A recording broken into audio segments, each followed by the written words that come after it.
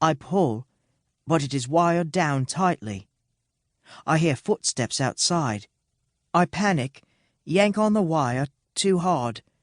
The wire slices my hand. I see my blood drip, but the locket is in my grasp. You!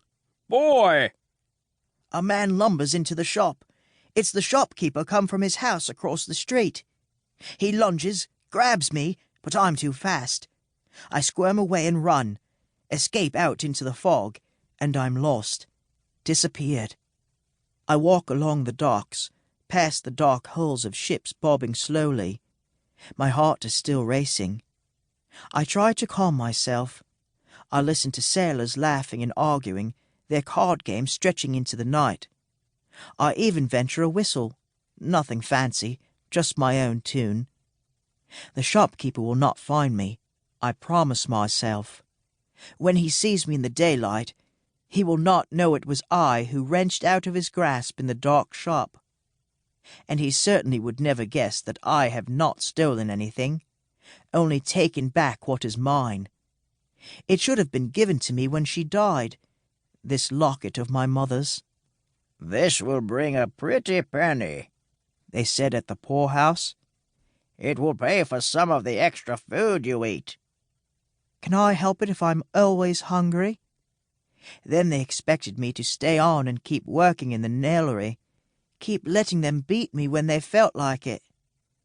As if I wanted to live in the poorhouse. As if Mum and I had wanted to be kicked out of our cottage on our farm. As if the blight was our fault, and we wanted the crops to rot in the fields, and had planned all along not to pay the rent to the lord of our cottage. But I chose the streets instead. I'd rather dig in the garbage heaps with the rats for my meals. Who knows? Maybe my mum would still be alive if she hadn't been a widow and hadn't had to work so hard. First for the greasy, fat gentleman who owned our farm and cottage, and then, after we've been kicked off, making nails for 12 hours a day to pay our way at the poorhouse. Maybe she would still be alive if she'd had an easier time of it. Not my father, though. He would have drunk himself to death no matter what. I find my favourite hollow near the London Bridge. Spiked on a pole atop the bridge is the severed head of a traitor, a man who betrayed the Crown of England and paid for it with his life. I turn my face away so I don't have to look at those dull, staring eyes. I curl up to go to sleep. For this one night the locket is around my neck, hidden under my shirt. One night. A sharp kick to the ribs wakes me. This looks like the one done it. Scraggy hair and scrawny as a broomstick. I'm on my feet in a split second. Grab him! I try to twist free, but hands close on my arms, my neck. It's the shopkeeper and his burly son. I thrash and kick. They tighten their hold until it hurts. The shopkeeper pulls the locket out from under my shirt. Ah, what have we here? He says. A grin shows teeth brown as worms. It's mine, I cry. Mine! They don't listen. They talk between themselves as they tie my arms behind me with ropes. The magistrate will enjoy this delivery. Another criminal off the streets. The sooner he's hanged, the better.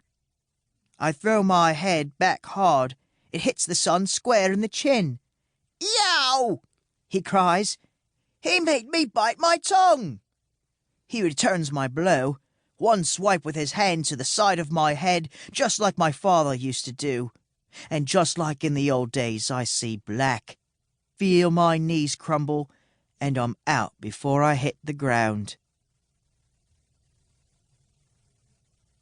Chapter 2. On Saturday, the 20th of December, in the year 1606, the fleet fell from London. Master George Percy. Observations gathered out of a discourse of the plantation of the southern colony in Virginia. Some would say I am lucky. Others would say I'm doomed. I escaped the gallows, That is why I am lucky.